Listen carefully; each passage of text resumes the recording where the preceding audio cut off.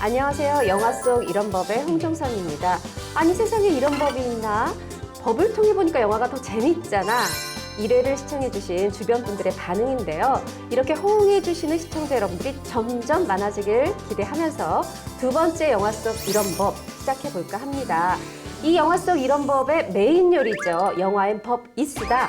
오늘도 변함없이 이조로 변호사님과 법으로 영화를 풀어보겠습니다. 안녕하세요, 변호사님. 네, 안녕하세요. 네, 시청자 여러분과 함께할 영화 소개해 주시죠. 예, 이번에 함께할 영화는 조진웅 씨 주연의 대장 김창수입니다.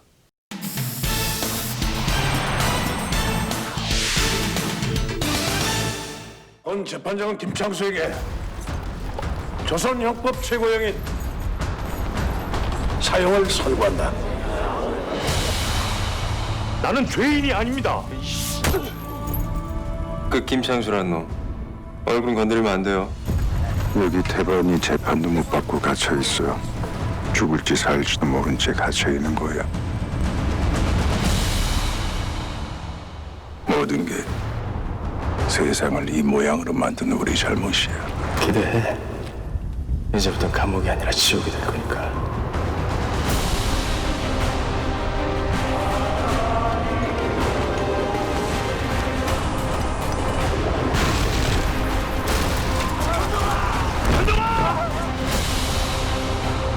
못 나갑니다.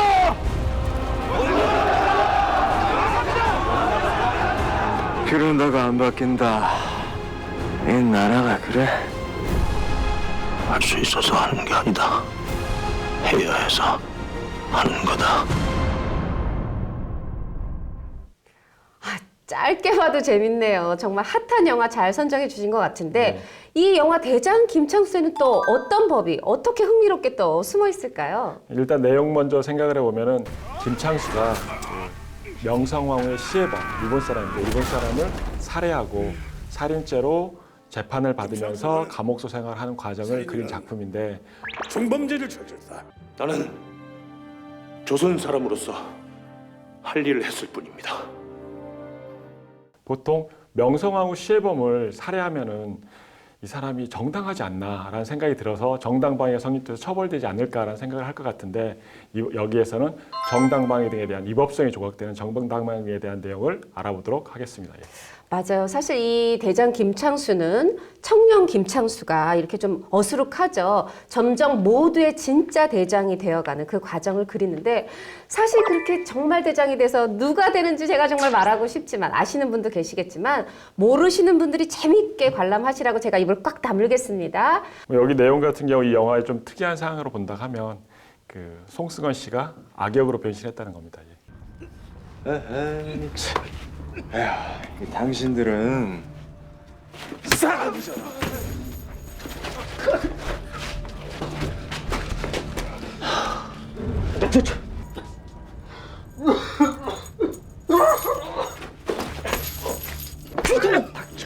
그래서 말 듣겠어요? 근데 지금 내가 말하는 중이잖아. 어? 지금 말하는 중이잖아. 말하는 중이잖아. 어디라고 있어? 치워요? 좋아. 좋아. 이제부터 빨리. 저번 윤계상 씨 악역 변신은 굉장히 박수를 치셨어요. 예. 이번 송승헌 씨는 어떻습니까? 송승헌 씨는 제가 생각한 것만은 조금 부족한 것 같지 않나요? 에 잘생겨서 질투하시네. 그럴 수 자, 있습니다. 그 얘기는 좀 더 이따가 깊이 나눠보기로 하고요. 자, 본격적으로 좀 영화엔 법 있수다 시작해보죠. 이 27대 조선의 왕, 고종의 부인이자 이 국모인 명성황후를 일본인들이 막 잔인하게 난도질하고 시신도 유기했어요. 근데 이 우리 젊은 김창수가 그 시해범으로 축축되는 인물을 죽였단 말입니다. 이거 정당방위 아닌가요?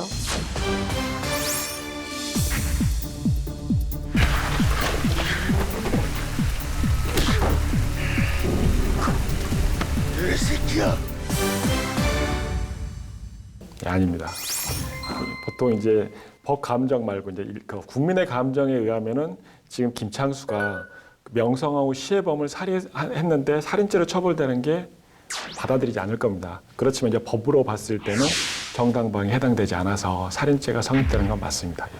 아니 그럼 정당 정당방위가 도대체 뭐길래 이게 정당방위가 아니라는 거죠? 정당방위는 이제 자기 또는 타인의 법익에 대한 현재의 부당한 침해를 방해하기 위한 상당한 이유가 있는 행위를 말합니다. 그래서 이제 정당방위가 인정이 되면은 범죄가 성립되지 않습니다. 보통 이제 범죄가 성립되려고 하면은 구속 요건에 해당되고 위법하고 책임이 있으면 범죄가 성립이 됩니다. 근데 이제 정당방위는 위법성을 없애주는 사유가 되는데 위법성을 없애주는 이유를 법적으로 위법성 조각 사유라고 말하는데 위법성 조각 사유에는 정당방위, 긴급피난, 자구행위, 정당행위 등이 위법성 조각 사유입니다. 근데 지금 사안에서는 정당방위에 보통 사람들이 정당방위 많이 하는데 정당방위가 성립되지 않습니다. 지금 조각이란 말을 여러 번 쓰셨는데 위법성을 이렇게 조각한다는 건 위법성을 만든다는 건가요? 위법성을 없애주는 사유. 아, 위법성을 없애줘서 정당방위가 형성되는, 이게 인정되는 그런 사유가 되는 건가요? 정당방위가 인정이 되면 위법성이 없다라는 거죠. 어떤 사람이 행위를 할 때 위법한 행위하고 합법적인 행위가 있는데 위법한 행위가 아니라고 볼 수 있는 것은 정당방위에 해당되면 위법한 행위로 안 보는 거죠. 그럼 위법성 조각한다는 거는 위법성을 말하자면 이렇게 우리가 이제 발로 막 이렇게 깨부셔서 조각해가지고 이렇게 싹 없애버리는 뭐 그런 네, 거군요. 위법성이 소멸되는 사유라고 생각하면 됩니다. 없애는, 소멸되는 소유. 아니 근데 상대는 지금 칼을 들고 있었고 김창수는 맨손이었어요. 근데도 정당방위가 아니라고요? 그러니까 정당방위 같은 경우 가장 크게 문제가 되는 게 현재 부당한 침해여야 됩니다. 그래서 지금 같은 경우 명성황후 시해범이 칼을 들고 김창수를 공격할 때 주먹으로 맞고 주먹으로 때리는 것 자체는 정당방위가 성립될 수 있습니다.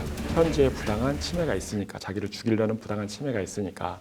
그런데 그 내용을 봐보다 보면은 제일 처음에 칼이 찔리다가 김창수가 또 잘 때려가지고 명성황후 시해범을 기절시킵니다. 기절됐을 때도 계속 때립니다. 그리고 또 이제 더 세게 때려서 이제 사망케 하는데 기절시켰을 때는 부당한 침해가 끝난 겁니다.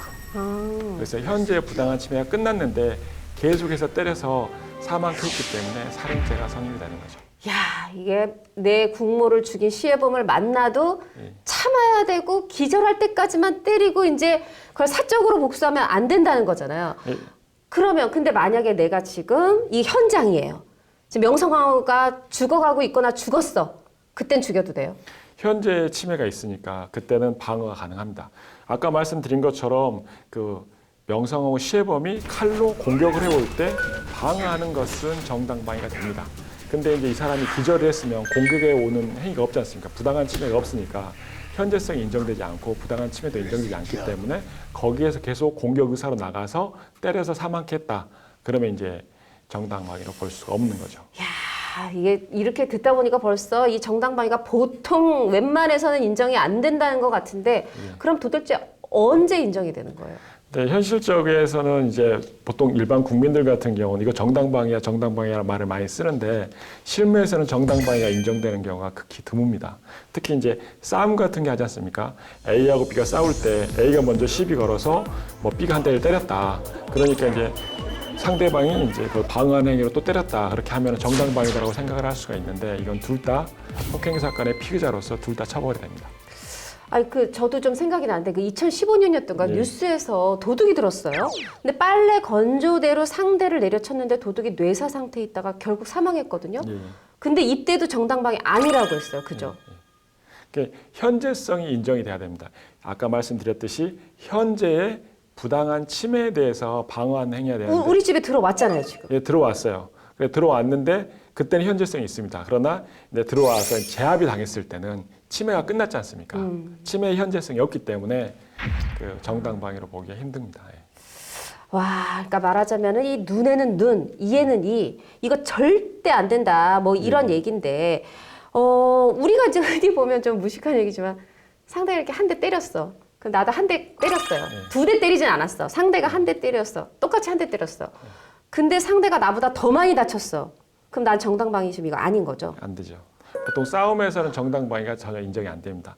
예를 들어서 제가 기자님한테 천을 빌려줬다. 그리고 천을 받을 게 있다. 서로 빌려주고 받을 게 있다면 금전관계에서는 서로 상계처리. 일반인들이 말할 때 깐다 하지 않습니까? 상계처리하면 되는데 범죄에서는 예를 들어 저를 10대 때렸다. 그 다음에 제가 20대를 때렸다. 그러면 10대를 제외하고 제가 때린 10대만 처벌받냐 그런 게 아니라 때린 10대에 대한 처벌을 받고 제가 때린 20대에 대한 처벌을 따로따로 각자 받는 거지 이 잘못한 거를 서로 상계 처리가 되지 않습니다. 만약에 이게 인정이 된다 하면 사회가 계속 불법으로 그러네요. 난무할 수밖에 없는 거죠. 그러네요. 복수만 일어나고 뭐 하는 그러네요. 그런. 쌤을 인정하면 큰일 나겠네요. 그죠. 그렇죠. 야, 그토록 인정되기 어려운 정당방위. 그래도 인정되는 경우가 있을 거 아니에요. 예, 예. 예를 좀 들어서 설명해 주시죠. 대표적으로 인정 안 되는 거 먼저 말씀드리겠습니다. 네. 보통 이제 질문을 많이 받는 게 임대차 기간이 끝났어요. 그랬는데 임차인이 안 나가. 그러니까 임대인을 내보내고 싶어서 몰아내면 이게 정당방위가 아니냐고 가끔 물어보시는 분들이 있는데 이건 안 됩니다. 아, 계약 기간이 네, 끝났어도. 그러니까 단순한 채무 불이행은 현재의 부당한 침해로 볼 수 없기 때문에 임대인이 들어가서 임차인을 끄집어낸다든지 하면 정당방위가 안 되고 주거 침입죄로 처벌될 수가 있습니다. 건물주들 꼭 내 집이라고 이 주거 침입죄 될 수 있대요. 기억해 두시고요. 그리고 정당방위가 인정되는 판례는 많지 않지만 대표적인 걸 몇 가지를 말씀드리면은 그 경찰들이 직무집행을 할 때 체포를 한다든지 할 때 미란다 원칙을 고지하고 체포를 해야 됩니다. 영장이 있으면 영장을 제시하고 해야 되는데 그런 거 없이 불법 체포가 이루어질 때는 그 상대방은 경찰관을 폭행을 했다, 반항을 했다. 그랬을 때 공무집행 방해죄로 처벌되는 게 아니라 정당방위가 인정돼서 공무집행 방해죄가 성립되지 않습니다. 야, 우리 법이 그래도 우리 인권을 많이 생각하네요. 예, 예. 그리고 또 약간 독특한 판례가 있었던 게 뭐냐면은 A하고 B가 지나가는 C를 그 성폭행하려고 강간하려고 뒤따라가다가 A하고 B 중에 하나가 C에 때리면서 이제 B는 뭐 강간하려고 옷을 벗긴다든지 하면서 키스를 합니다. 네. 근데 혀를 집어넣었을 때 C가 반항하면서 혀를 물어가지고 혀가 절단이 되게 됩니다. 그러면 C한테는 상해죄가 성립되느냐 그게 이제 문제가 되는데 아, 그거 되면 진짜 안 되죠. 이런 경우에는 이제 정당방위가 인정되는 아, 사례가 다행이네요. 있습니다. 다행이네요. 그러니까 이런 경우 이렇게 이제 정당방위 인정되는 경우가 그리 많지 않다라는 거. 특히 이제 싸움의 경우는 거의 정당방위가 인정되지 않는다는 거. 특히 아까 말씀드렸듯이 기사 나온 내용 있지 않습니까? 사유죄에서 정당방위가 인정되는 경우는 정말 드뭅니다. 근데도 그 며칠 전에 뉴스 보니까 그 예비 신부를 한 군인이 살해했는데 그 군인을 살해한 이 예비 신랑 정당방위 인정됐던 것 같은데. 예, 그게 이제 굉장히 독특한 거, 굉장히 국민의 이제 법 감정, 국내 감정을 좀 생각해서 한 것 같은데 이게 2년 전에 있었던 사건입니다. 그러니까 군인이 휴가를 나와서 어느 집에 침입을 해서 AB 신부를 살해하게 되는데 옆방에 있던 남자친구가 그 군인을 살해하게 됩니다. 그 부분에 대해서 살인죄가 적용돼서 처벌을 받냐, 그렇지 않으면은 정당방위로 불기소 처분을 하냐, 그거 가지고 한 2년 정도 고민을 하다가 며칠 전에 불기소 처분을 하였습니다. 다행이네요. 네. 어떻게 보면 또 그 뭐 현재성 이것 때문에 너의 예비 신부가 위협을 당한 거지 너는 위협당하지 않았는데 왜 죽였어 이럴까 봐 걱정했는데 다행이다 싶고 그리고 사실 뭐 그런다고 예비 신부가 살아오진 않지만 그래도 불행 중 다행이라는 생각이 드네요. 약간 말씀을 정정하자면은 정당방위 현재 부당한 침해에 자기 것만 방어할 수 있는 게 여자친구 것도 방어할 수 있습니다. 근데 이제 문제가 되는 게 정당방위가 인정되기 굉장히 엄격하고 까다로운 조건인데 지금 같은 경우는 감정을 생각해서 국민들의 감정을 생각해서 또 그 상황을 생각해서 정당방위를 인정해서 불기소 처분을 한 것 같습니다. 네, 법에도 좀 인정이 있는 것 같아서 예, 다행이다 싶고요. 잠깐 또 역사로 가보면 이제 좀 비슷한 사례일 수 있을 것 같아요. 이 김창수는 명성황후 시해범을 죽였어요. 근데 김구 선생 이게 말하자면 명성황후하고는 좀 다르긴 하지만 그래도 우리한테 이게 중요한 김구 선생을 또 살해한 안두희가 있었잖아요. 이 안두희는 어떻게 됐죠? 예, 그러니까 김창수는 그 명성황후 시해범인 일본인을 살해했고 그리고 안두희는 대한민국 임시정부 주석이었던 김구를 살해했지 않습니까? 근데 이제 안두희 씨 같은 경우는 그 누가 시켜서 했는지의 배후를 밝히지 않았습니다. 그리고 처벌도 안 되고 그리고 사업도 잘 돼가지고 잘 살았어요. 그랬는데 이제 이거에 대해서 그 어떤 분이 민족 정기를 세워야 된다 해가지고 그 민족 정의봉이라고 해가지고 살해를 했어요. 안두희를. 예, 그 부분에 대해서 이제 재판을 받게 됐는데 이거는 정당방위가 주장한 게 아니라 방어 논리로 정당 행위를 주장했는데 이건 정당 행위에 해당되지 않는다라고 해가지고 살인죄로 처벌받게 됩니다. 자, 그럼 방금 정당행위라는 말을 하셨어요. 제가 잘 들은 거 맞죠? 예, 예. 그럼 또 정당방위랑 뭔가 다른 것 같은데, 정당방어는 뭔가 방위는 뭔가 내가 방어하는 것 같은데, 정당행위는 내가 행동하는 것 같아요? 그러면은 이게 뭐 어떻게 다른 거예요? 그러니까 그냥 이제 구체적으로 법률을 이야기하면 좀 어려울 수 있으니까 이제 정당방위는 현재 부당한 침해에 대해서 이제 방어한 행위, 타인이나 자기의 법익을 침해하고 있으면 하는 게 정당방위인데, 그 정당 행위 같은 경우는 법률에 의한 행위라든지 기타 사회질서에 어긋나지 않는 행위가 정당 행위입니다. 정당 방위나 정당 행위나 다 위법성을 없애주는 사유 중에 하나입니다. 근데 정당 행위의 대표적인 예가 예를 들어서 그 사형수를 교도관이 사형 집행을 하지 않습니까? 그러면은 살인죄 구속 요건에 해당됩니다. 사망을 시켰으니까 사망을 하겠으니까. 그러나 이건 법령에 의해서 사형 집행을 했기 때문에 이건 살인죄로 처벌되지 않는 이유가 정당 행위이기 때문에 처벌되지 않습니다. 교도관은 당연히 법령에 따라 한 거고, 그러면 조금만 쉽게 우리 일상생활에서 뭐 정당행위는 없을까? 왜냐하면 저 같은 입장에서 보면 이 김창수가 명성황후 시해범 죽인 것도 정당행위야. 그리고 그 김구 선생을 죽인 안두이를 살해한 이분도 이 민족 정의범 휘두른 이분도 정당행위거든요. 그 이런 게 안 된다고 하면 그럼 어떤 때 정당행위를 또 인정할까요? 그러니까 의사의 치료행위, 예를 들어서 의사가 수술을 한다든지 뭐 하면 그 환자의 그 상해가 되지 않습니까? 칼로 쨘다든지 뭐 꼬맨다든지 하면 상해죄가 되긴 하지만 이게 업무로 인한 행위로서 정당행위가 돼서 상해죄로 처벌되지 않는다. 그러니까 이렇게 말하면 약간 말장난인 것처럼 보일 수가 있겠지만 이제 그 법을 하는 사람들 입장에서는 구속 요건에 해당되는데 분명히 상해죄, 뭐 신체에 상해를 가했으니까 또 살인을 했으면 사람을 살해했으니까 구속 요건에 해당되는데 이거를 처벌하지 않는 방법이 뭘까 해서 위법성을 조가하는 사유에서 정당 방위에 해당되는지 정당 행위에 해당되는지 이걸 구분해서 하고 있긴 하지만 크게 보면은 이건 위법하지 않다. 그러니까 이걸 처벌하면 안 된다라는 근거를 말씀드리는 겁니다. 네, 분명히 뭔가 우리의 그 위법성을 없애주려고 정당 방위, 정당 행위가 있기는 하지만 참 인정되기 어려운 것 같으니까 착하게 살아야 된다, 죄짓지 말아야 된다 이런 생각이 드는데 다시 영화로 돌아와 보겠습니다. 여기서요, 이 김창수가 이제 해주에서 인천감옥소로 이제 이관이 된단 말이에요. 근데 여기 탁 처음 오자마자 하는 그거. 바지 내리고, 엎드려봐. 이거 뭐 그냥 건강검사야. 막 이렇게 하는데, 김창수가 탁 얘기하죠. 나는 다른 죄수와 다르다. 아직 재판을 받지 못했다. 하면서 이걸 거부해요.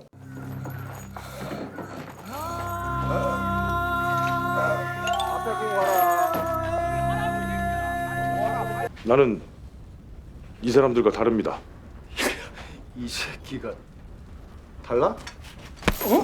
이 새끼야. 나는 죄인이 아닙니다. 아직 판결이 나지 않았습니다. 이 새끼가 미쳤나?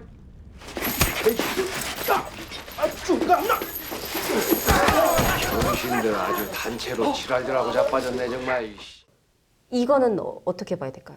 그러니까 지금 이제 미결수, 기결수 말씀하시는 것 같은데 보통 이제 형이 확정된 사람을 기결수, 형이 확정되지 않은 사람을 미결수라고 말하는데 기결수는 보통 교도소에 수감되고 수용되고 미결수는 구치소에 수용됩니다. 수감돼서 이제 생활하는데 차이가 나는 게 미결수 같은 경우는 형이 확정되지 않았기 때문에 무죄 추정의 원칙이 적용돼서 변호인의 접견이 허용됩니다. 무제한적으로 허용되는 거고 기결수는 형이 확정됐기 때문에 변호인 접견도 필요가 없는 거고 또 기결수 같은 경우는 그 노동 정역에 그게 노동을 하게 되는데 미결수 같은 경우는 노동의 정역에 복무하지 않습니다. 정역을 하지 않습니다. 여러 차이가 또 이제 옷 입는 죄수복 자체에서도 복장에서도 색깔에서 차이가 또 있고 또 이제 보통 기결수보다는 미결수로 있는 게 더 편하다는 사람들이 있어서 1심이 형이 선고된다 하더라도 미결수로 있으려고 항소하는 경우도 많이 있습니다. 아, 이제 항소하면서 계속 미결수로 예, 이제 예. 이어가는 거죠. 그래서 이제 미결수가 좀 편해서 그런다는 거 같은데 제가 이제 수감생활 안 해봤기 때문에 어떤 게 더 편한지는 잘 모르겠습니다. 근데 확실히 또 오늘도 또 느끼는데 이렇게 뭔가 좀 법을 통해서 영화를 보니까 뭔가 더 깊이 있게 이해하게 되는 것 같고 저만 좋은가? 전 너무 좋은데요. 저는 이제 대신 걱정이 되는 게 좀 어렵지 않나, 좀 너무 딱딱하지 않나 좀 걱정이 되긴 합니다. 아니 전혀 아니세요. 네네. 그럼 이제 제가 이제 계속 이제 법적인 얘기를 했으니까 저는 이제 다시 이제 영화 자체에 대한 얘기를 해보겠습니다. 그래서 제가 또 이제 추조 봤나요? 예, 예. 그러니까 영화를 같이 봤었는데 네. 전 영화를 약간 시대극이긴 하지만 이제 하나, 감옥에서 이제 탈출하는 부분이 좀 길게 나와 네. 감옥 소생활이 길게 나와서 조금 그 부분 좀 지루한 면이 있었는데 기자님은 어떻게 보셨습니까? 한마디로 말씀드리면 저는 의미도 깊어지면 재미가 된다. 그러니까 사실 이거 막 처음부터 끝까지 막 웃긴 영화 절대 아니죠. 코미디 영화도 아닌데 저는 영화가 재밌는 게 호러 영화는 가장 무섭게, 멜로 영화는 가장 멜랑콜리하게, 뭐 액션 영화는 가장 시원하게 그 장르의 어떤 미덕 그거를 달성했느냐 안 달성했느냐를 전 중요시하는데 저는 이 부분에 있어서 영화가 추구했던 대장 김창수가 어떤 인물인지 이걸 정확하게 그 의미를 제가 전달받았기 때문에 재밌다고 말하고 싶고요. 또 중간중간 사실 변호사님도 웃지 않으셨어요? 중간중간 좀 웃기도 하잖아요. 예, 예. 근데 그게 또 웃는 게 억지로 아유 영화 지루할까 봐 좀 웃겨볼까가 아니라 그때는 신나게 웃었는데 영화의 전체에 그게 흐름은 방해하지 않고 그래서 저는 재밌었어요.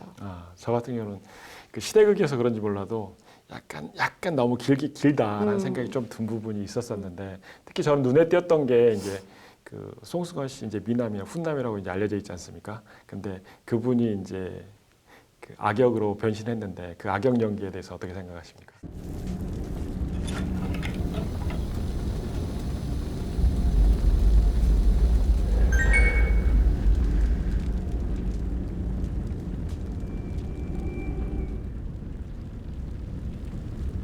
배식 금지 3일.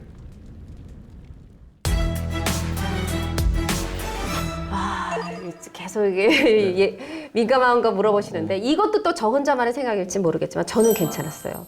저는 사실 솔직히 고백드리면 제가 인간 중독 때 송승헌 씨 인터뷰하면서 그때부터 그냥 좋아하기로 마음먹었어요. 그때 굉장히 솔직하게 인터뷰를 했는데 두 가지였어요. 하나는 내가 이제 연기 맛을 알았다. 이 이후에 저를 좀 봐달라. 하나는 여자 좀 무섭다. 왜 제가 이렇게 연애 안 하고 결혼 안 하냐고 물어봤거든요. 근데 만약에 내가 이제 누군가를 만난다면 이렇게 여자를 무서워하는 마음을 뚫고 들어오는 여자니까 그때 그 사람하고는 결혼할 생각이 있어서 사귀는 걸 거다라고 했어요. 지금 뉴욕비 씨 사귀고 있잖아요. 두 사람 결혼하지 않을까 생각하는데 연기 얘기로 돌아오면 사실 송승헌 씨가 너무 잘생겼어. 장동건 씨도 잘생겼죠. 두 사람의 또 공통점이 선한 눈빛을 가지고 있어요. 이런 사람들이 잘생김을 넘어 웬만큼 연기 잘해선 연기 잘하는 걸로 안 보여요. 그리고 이 선한 눈빛인데 악역 웬만큼 잘해서 악역으로 잘 안 보여요. 그렇지만 그럼에도 불구하고 저는 송승헌 씨가 꽤 연기를 잘했다라고 생각이 들고 적어도 이 영화 망치지 않았다. 근데 너무 후한가? 저 같은 경우는 잘생겼는데 보통 제가 선입견, 뭐 편견인지는 잘 모르는데 악인들은 좀 못생겼다라는 선입견이 있나 봐요. 근데 잘생긴 사람이 악역을 하니까 약간 저한테는 집중이 안 되는 그런 면이 좀 있었습니다. 근데 그 잘생긴 바른 생활 얼굴에서 싹 서늘한 표정이 나오거나 막 미쳐가지고 광기를 보일 때 그래도 조금은 나빠 보이지 않던가요? 네, 요 부분 동의 안 되는 걸로. 네네. 근데 이제 여기에 주인공은 그 조진웅 씨가 그 김창수 역할을 맡았는데 그 조진웅 씨가 주연을 맡은 작품이 이 작품이 처음은 아닙니다. 근데 특히 이 작품을 이끌어가는 과정에서 성장하는 과정을 그리지 않습니까? 거기에 맡을 만한 연기력이 있다고 생각하시는가요? 저는 있다고 말하고 싶어요. 사실 이제 저는 일단 해빙 주연 맡았던 거는 아주 베스트였고 정말 너무 무서웠어요. 이 사람이 도대체 억울한 사람인지 살인범인지 막 아주 헷갈리고 영화가 끝나고도 헷갈리고 보안관은 이성민 씨랑 이제 투탑 네. 주연을 했는데 사실 좀 아쉬웠어요. 조진웅 씨가 이 영화가 마음에 안 들었나? 아니면 조금 지쳤나? 그 속에서도 이 조진웅이 나쁜 놈인지 아니면 그냥 선량한 사업가인지가 헷갈려야 되는 그런 캐릭터인데 별로 헷갈리지 않게 연기했거든요. 그래서 그때는 조금 실망 이랬는데 이번에 다시 역시 조진웅이야 쉽게 믿은 게 역사적 실화를 바탕으로 뜨거운 인물이란 말이에요. 그리고 우리가 흔히 지사로 알고 있는 인물에 알고 보니 그의 청년 시절은 좀 부족함은 있지만 열사였다라는 거예요. 그렇기 때문에 그 생각에 저는 일부러 이렇게 조금 과하다 싶게 뜨겁게 연기를 했다.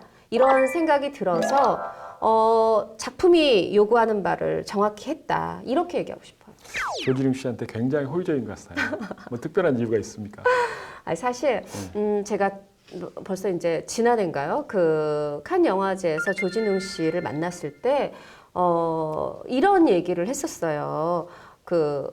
당신이 요즘 이렇게 많은 분들이 좋아하는데 살 빼고 나서 좀 섹시해진 당신을 좋아하는 것 같다. 좀 그런 모습을 많이 보여줘라. 그랬더니 약간 불쾌해하면서 나는 광대라고 생각한다. 광대는 관객을 웃겨야 하고 근데 웃기지 못하면 사자 우리에 던져져도 나는 괜찮다라는 마음으로 연기하는 사람이다. 근데 뭐 이런 스타일 별로 신경 쓰지 않는다. 나는 연기가 중요하다. 딱 이러는 거예요. 와, 너무 멋있잖아요. 그리고 조진웅이란 이름이 누구 이름이냐면 본인의 아버지 이름이에요. 아버지 이름을 걸고 연기하고 있다. 그만큼 내가 사생활에서는 조금 다른 어떤 면이 있을지 몰라도 배우로서는 이보다 더 할 수 없게 아주 순정 100%로 연기하겠다는 각오죠. 난 이 남자 너무 멋있어요. 빠진 것 같습니다. 그러면 이제 감독 얘기를 잠깐 해볼 텐데 이 감독이 이원태 감독님이에요. 그러니까 저는 영화 감독님을 잘 모르긴 하지만 거의 처음 들어본 것 같아요. 이 영화 감독님 이원태 감독님에 대해서 한번 얘기 좀 해주십시오. 사실 이제 이분이 그 서프라이즈, 뭐 아름다운 TV 얼굴 뭐 그런 거 이제 PD로서 되게 유명한 분이죠. 영화로서는 데뷔작이지만 전반적으로 이 뜨거운 울림 이거는 정확히 줬다 싶고 요번에 조금 부족했던 게 있다면 다음번 영화를 조금 시청자 여러분들이 기대해 주셔도 좋겠다 싶어요. 그럼 다음 작을 기대해 보는 걸로 하고 그 작품을 보니까 이제 배우들이 그 감옥소 생활하면 그 김창수의 동기들 있지 않습니까? 그 조금 깨알 연기해가지고 약간의 재미를 주는데 그거에 대해서 어떻게 보셨습니까? 이 진사 역할, 고진사 역할한 정진영 씨는 언제나 그렇듯 딱 믿음을 주고 이 사람은 뭔가 이 지사 같은 이 정신적 기둥 같은 역할 또 너무 잘했고 이 시궁창 속에서 죽을 날만 기다리는 너하고 다른 게 뭐냐고. 그리고 신정근 씨 사실은 있잖아요. 이 정진영 씨랑 나라라 허동구라는 영화에서 둘이서 이제 어렸을 때부터의 그 중마고 역할을 했었거든요. 그리고 또 생각해보시면 김윤석 씨랑 거북이 달린다에서도 또 이 중마고 역할을 했는데 이 사람이 뭐냐면 유명 배우의 친구 중마고가 돼도 기가 죽질 않아요. 연기 내공이 대단한 사람이고 이 새끼 두루두루 되는 일이 없어. 삐떡을 만들어버려. 맞아 죽진 않으면 진짜 다행인 줄 알아. 뭔 개소리야. 몰라 제 사형 받은 거? 관심 좀 가져 같은 방인데 중전마마 죽인 외놈 그냥 맨손으로 쳤겠대. 싹 다 죽였냐. 깜짝이야. 한 40명은 된다 지금. 그 진가를 이번에도 보여줬다고 생각이 들어요. 마지막 하나 이 천둥 역할 막내 이성원 씨 사실 별 필모가 없어요. 근데 연기 너무 잘하고 야, 이 이름 기억해둬야지. 다음번에 이 사람 점점 잘 크겠다. 아이, 원래 다 그래요. 그래도 여기서 살만해요. 먹을 것도 주고 잘 때도 있고. 그래서 이 감방 동기들 캐스팅 이원태 감독이 참 캐스팅 잘한 것 같아요. 그래서 저 입장에서는 이제 영화 볼 때 배역에서 가장 기억에 남는 게 그 마상구 역할을 맡았던 정만식 씨가 제일 기억에 남아요. 이제 또 눈에 띄는 배우가 있는데 거기에서 일본인 역할을 맡았던 배우 있지 않습니까? 타케타 히로미츠. 그 사람이 진짜 일본 사람이라면서요? 네, 맞아요. 먼저 정만식 씨 얘기부터 해볼게요. 저도 이 배우 너무 좋아하는데 이번에 진짜 카리스마, 포스를 제대로 뽐내더라고요. 이 조진웅이 누굽니까? 이 김창수가 맨손으로 칼든 일본인을 때려잡은 사람인데 그와의 딱 첫 대결에서 다시 그를 때려눕혀야 되는 사람이거든요. 그럼 그만큼의 그 이상의 카리스마가 있어야 되는 건데 요번에 일부러 몸집도 불렸더라고요. 죽자 이 개자식아.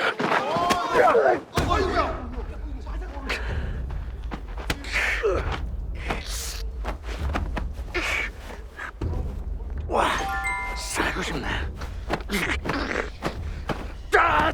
살고 싶지. 애써라. 애써라.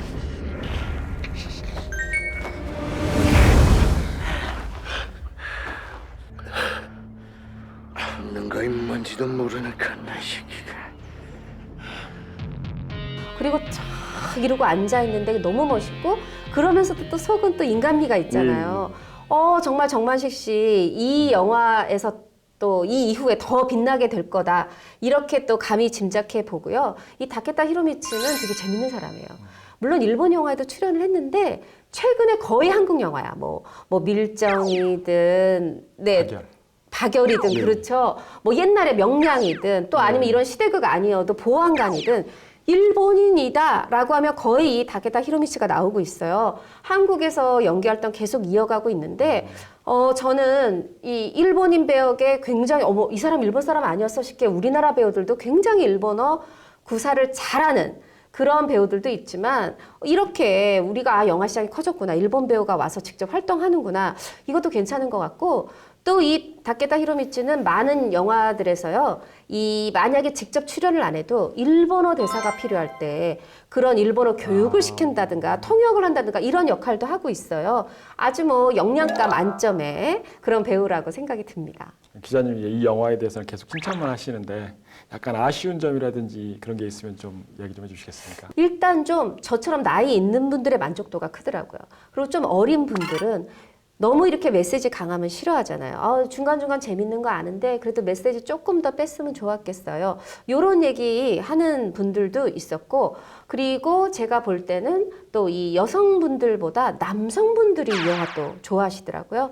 그래서 조금 이렇게 남녀노소에 따라서 다르긴 하지만 그래도 저는 이 영화 좀 괜찮다.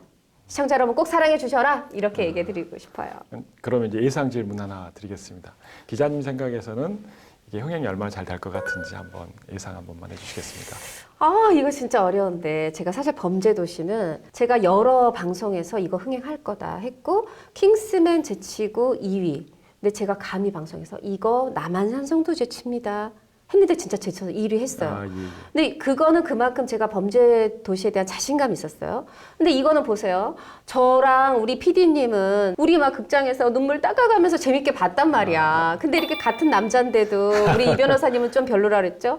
우리 또 여자 또 후배도 또 조금 별로라 그랬죠. 그래서 제가 그만큼은 흥행 자신은 못하지만 그냥 기대 수치를 말씀드릴게요. 제발 200만 원 넘어주라. 300만이면 좋다. 근데 200만 원 꼭 넘어주라.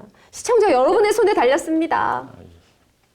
그러니까 저도 이제 영화에 대해서는 잘 모르긴 하지만 그 실존 인물을 다루고 깊이 있게 좀 다룬 부분이 있기 때문에 어느 정도 기본하지 않을까라는 생각은 해봅니다. 예.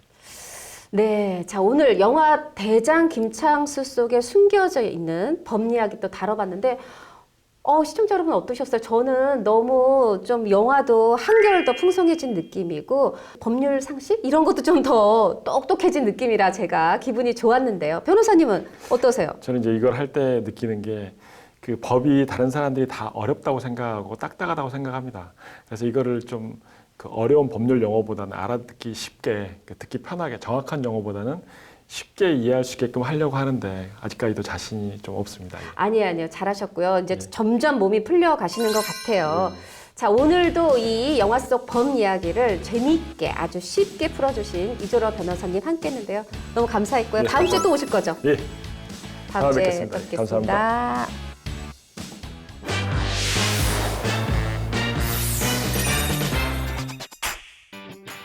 오늘도 탁구공이나 야구볼보다 큰 농구공만큼은 아니어도 축구볼만큼은 볼만한 영화를 엄선했습니다. 눈치 빠르신 시청자 여러분 어쩌면 눈치채셨을 겁니다. 영화 속 이런 법의 PD의 성향. 세상에 이런 법이 있나. 지난번엔 킹스맨을 뺐고 이번엔 토르를 뺐습니다. 이런저런 영화 소개 프로그램들에서 환대받는 영화. 당연 기대작이라 저절로 많은 정보에 노출 영화 말고요. 혹시나 몰라서 놓칠 수 있는 영화들을 위한 안내 시작해 볼게요.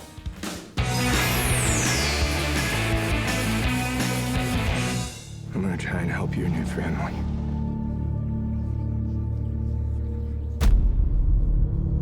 I want to thank you again for letting us stay here. Just gonna run through a few things. When we go out during the day, we like to stick to groups just for safety. The red door. It's the only way in and out of the house. It stays closed and locked all the time. Most important thing,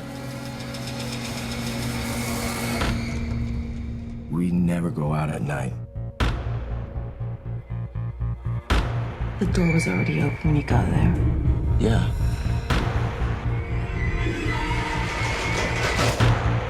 Somebody's at the house. It's okay. It's okay. It's okay.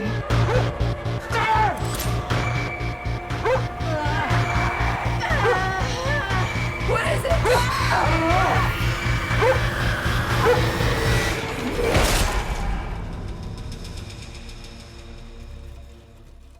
얼마 전 지난 10년 최고의 공포 영화 15편 탑 15이 선정이 됐습니다.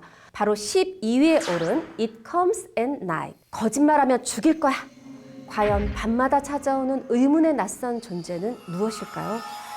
누가 어떤 거짓말을 해서 내부의 분열을 초래하는 걸까요?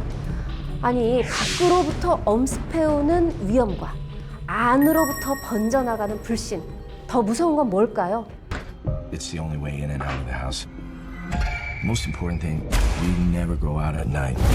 We never go out at night. We never go out at night.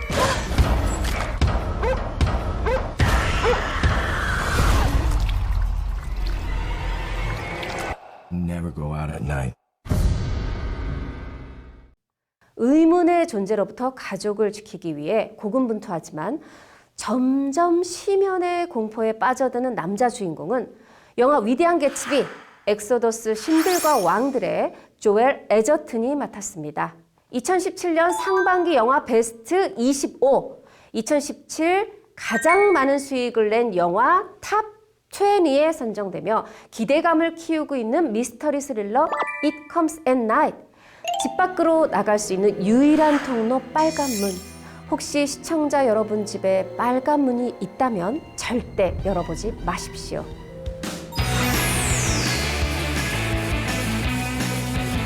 분명히 기둥돼서 몸에 불 같은 것이 나셨다니까.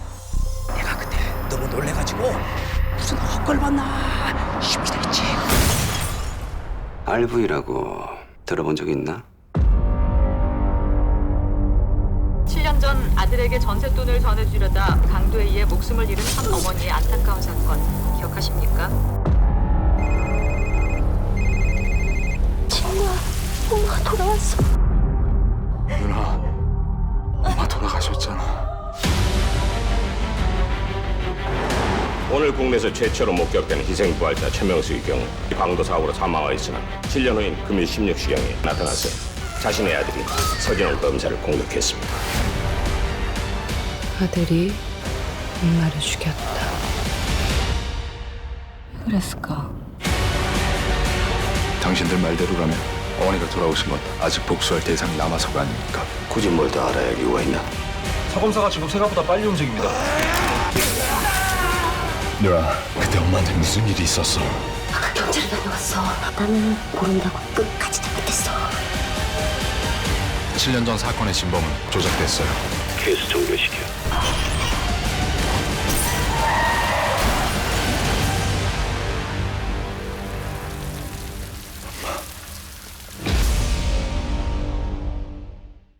미스터리 스릴러 한 편 더 쏩니다. 한국 영화고요. 제목은 희생부활자. 억울하게 죽임을 당한 자, 비가 오면 되살아나 자신을 살해한 사람을 심판한 뒤 한 줌의 죄로 돌아간다. 그 이름하여 RV, Resurrected Victims. 희생부활자 소재 정말 신선하죠. 배우들 연기도 좋습니다. 영화 해바라기, 드라마 천일의 약속에 이어 다시 한번 엄마와 아들로 만난 김혜숙과 김래원. 이제 이생김의 아내 이런 수식어 집어치워. 대한민국 여배우 최고의 카리스마 전혜진. 먼저 김래원이라는 배우는 이 차갑거나 험악한 겉모습과는 달리 내면에는 따뜻한 인성을 지닌 그런 캐릭터 연기에 제격인 배우입니다. 거기다 김혜숙 씨는 야, 이번 여우주연상은 내 거야 이렇게 외치듯이 아들 김래원도 식겁할 만한 강렬한 희생부활자 연기를 선보였고요. 최초의 희생부활자는 미국에서 발생했습니다.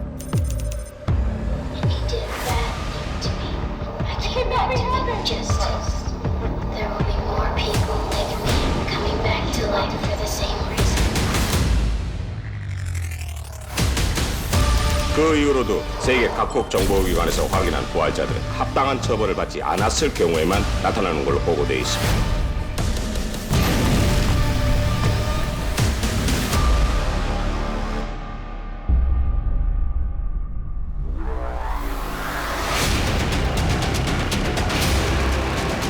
하슬람 마카사를 내보.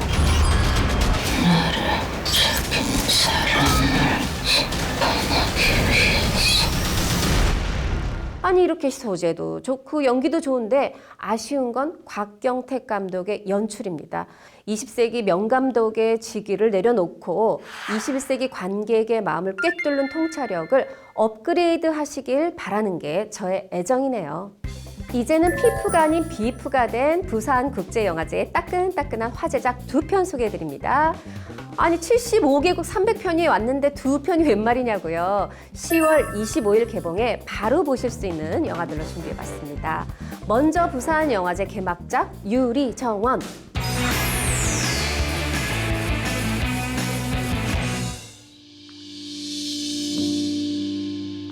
순수한 건 오염되기 쉽죠. 그녀는 숲에서 태어났다. 작가님, 소설 좋은데요? 복귀작으로 손색이 없어요. 그 남자 뭐 하는 사람이야? 뭘 찍고 다닌다나? 저에 대해 알고 싶은 게 뭐예요?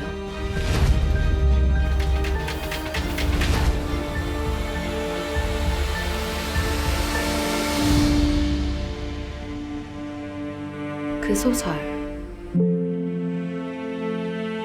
계속 써주세요. 30을 넘긴 나이에도 여전히 아이 같고 요정 같은 외모를 지닌 문근영이야말로 고립된 유리정원에서 고지스럽게 초록피 연구를 이어나가는 재현의 안성맞춤. 더 이상 김태우의 동생이 아닌 배우 김태훈으로 느리지만 또렷하게 자리매김해가고 있는 배우죠. 그림 같은 두 선한 배우의 앙상블도 좋지만 저는 신수원 감독에 주목하고 싶습니다. 가족 시네마 순환선, 명왕성, 마돈나, 내놓는 것마다 화제, 만드는 것마다 문제작으로 칸 영화제 진출은 따놓은 당상격으로 초청되고 있는 감독인데요. 도고동물학과를 나와서 공립학교 선생님이었던 그가 늦깎이 감독이 되어 내놓는 영화들은 일명 꼰대스럽지 않고 결코 고리타분하지도 않습니다. 특히나 이번엔知名도 높은 배우들이 출연해서만이 아니라 표현 방식도 훨씬 부드러워져서 대중에게 성큼 다가선 느낌이라 더 많은 관객분들이 사랑해 주실 것 같아 반갑습니다. 그 이름을 기억해 주세요. 신수원.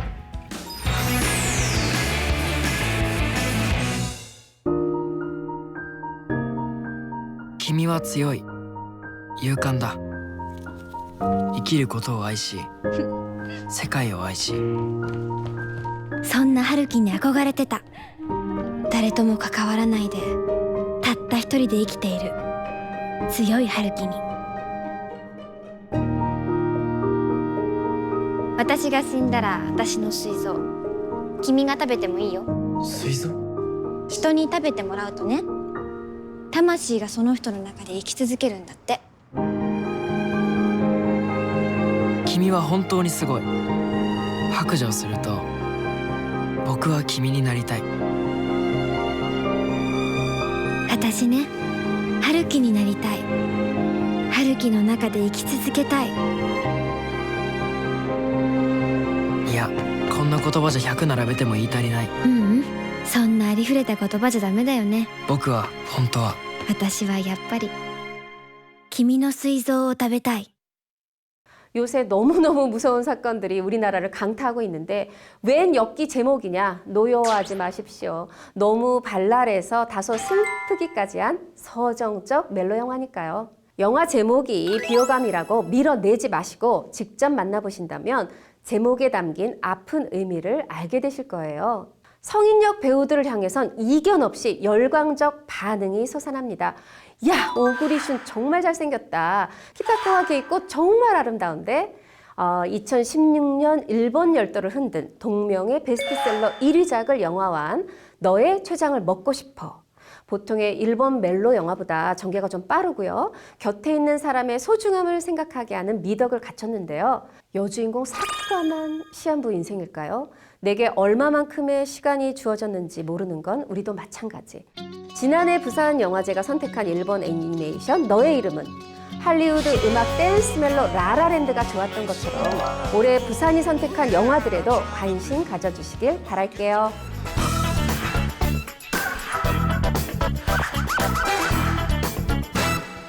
영화 속 이런 법 어디서 볼 수 있어? 법률 방송입니다. 지역 케이블로 보시든 IPTV로 보시든 우리 집에선 법률 방송 채널이 몇 번인가 꼭 확인해 주시고요. 유튜브로도 볼 수 있으니까 컴퓨터로, 모바일로 많이 시청해 주세요. 영화 속 이런 법의 모든 출연자, 제작진은 시청자 여러분의 재미있는 시청과 보다 나은 영화 관람 선택을 위해 오늘도 열심히 달릴 것을 약속드립니다. 마지막으로 영화 박스오피스 보시면서 금주 예매할 영화 정해보시고요. 저는 다음 주에 다시 인사드리겠습니다. 감사합니다.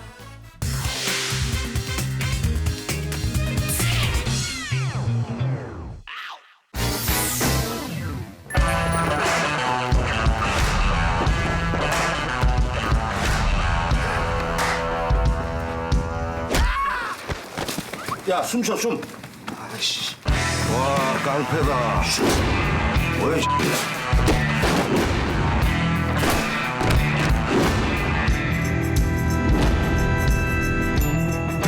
넌 누구야? 돈 받으러 왔는데 뭐 그거까지 알아야 되니? 이름이 장수현이라고. 독사를 죽이고 조직을 똥째로 먹었답니다. 어떻게? 내 돈을 누가 갚을래? 총 몇 명이야? 파스된 것만 26입니다. 자, 오늘 장세 무조건 잡아야 돼. 실수하면 안 돼. 밤을 새더라도 오늘 안에 꼭 잡아야 돼, 무조건. 조금이라도 말 새나가면 다 도망간다니까. 각자 포션 정확하게 지켜야 돼. 오케이. 왔다. 도끼 꺼내라. 왜 같은 동포들끼리 못 잡아먹어서 안달이야, 얘들아. 중학교 입교는 어딨냐? 누가 시켰니? 순서 설명 무슨 순서고? 잡으면 되지, 씨. 준비해. 니는 그 돈 갚기 전에 죽고 싶거든 못 죽는다. 알았어? 야, 장첸 어디 있어? 장첸 어디 있어? Thanks to a system of satellites, we can control our weather. Entire city blocks collapsed last night. The worst hailstorm in recorded history. This wasn't a malfunction. Someone intentionally did this. We built this system of satellites to stop natural disasters. Someone is using it to create them. There's potential for catastrophic weather events on a global scale. A geostorm. Someone has turned the system into a weapon. They're trying to change the map of the world. Dear God.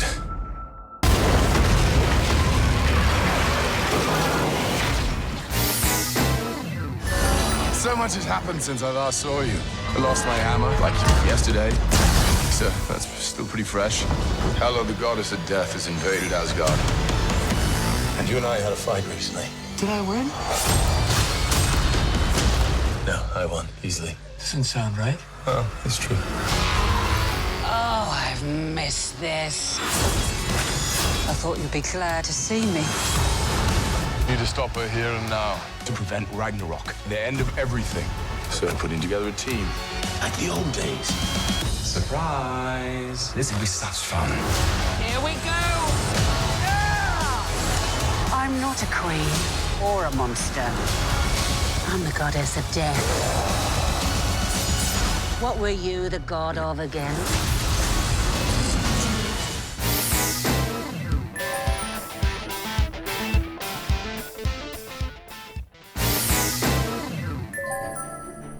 성 밖엔 온통 적들이 깔렸다고 들었다. 전하, 속해 남한산성으로 옥체를 피하소서.